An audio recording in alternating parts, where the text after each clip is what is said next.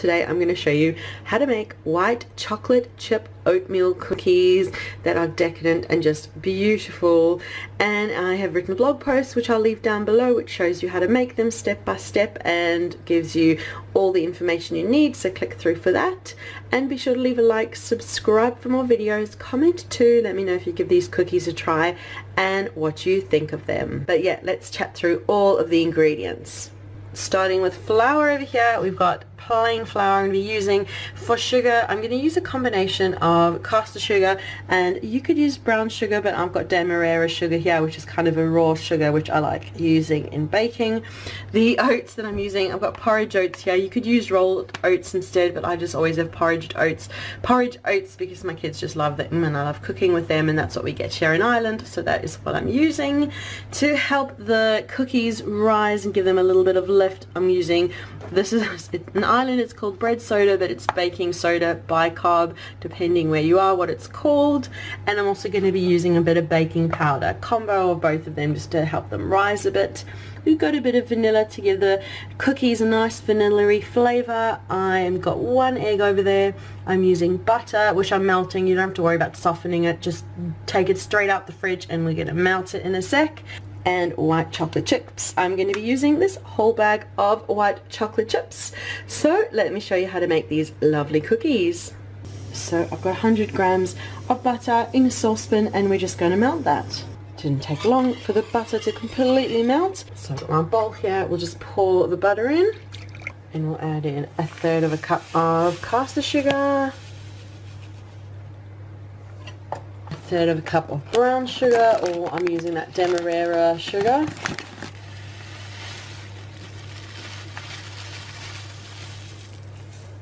And we'll give that a good mix through.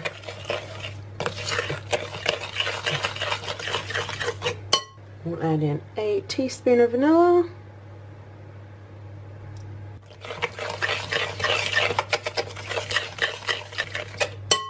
Our egg.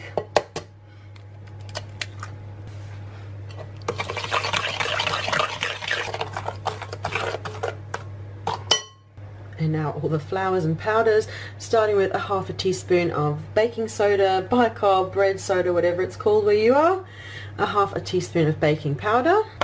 Just mix those in a bit.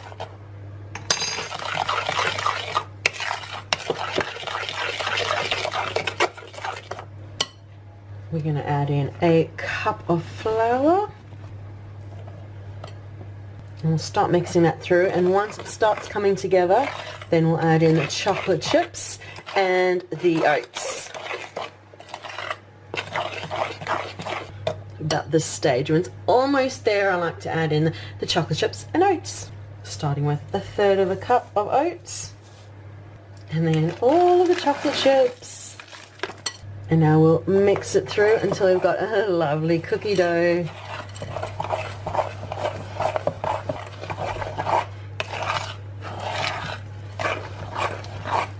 Oh, this is just therapy to me, baking therapy. I love mixing like this. Oh, it smells so sweet, and that is perfect. And now, yep, I've got the oven preheated to 180 degrees Celsius, which is 350 Fahrenheit. We'll get out our baking tray and get our cookies popped on.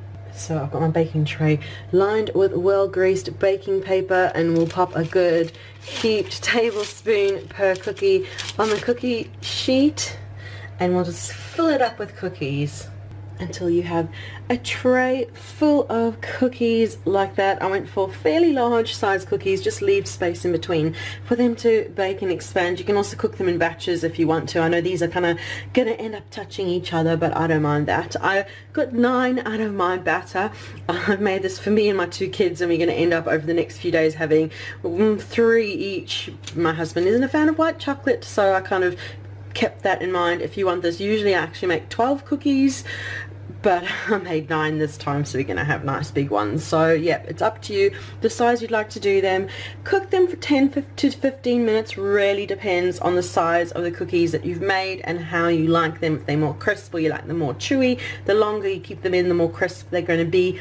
So I'm going to put these into the oven for 10 to 15 minutes and show you once they're done.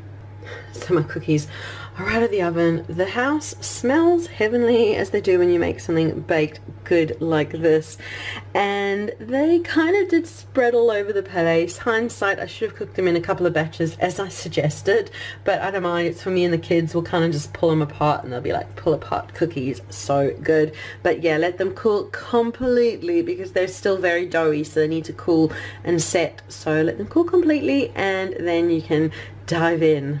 And the cookies have cooled completely and they're a bit odd shaped, but doesn't matter. It's for me and the kids. They look incredible, they smell incredible. I had a teeny taste of one before. They taste pretty incredible. You can see all the lovely white chocolate chunks there, and the oats just kind of balance the sweetness of it but make it just the oaty and just so good. And they're just absolutely beautiful cookies. Look at the size of them. They're just beautiful and chunky and so good. But remember, check down below for the link to the blog post, which will give you the full recipe and step-by-step instructions and everything that you need to make these lovely white chocolate chip oatmeal cookies.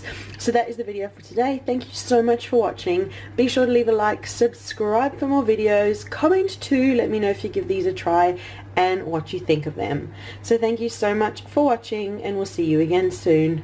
Bye.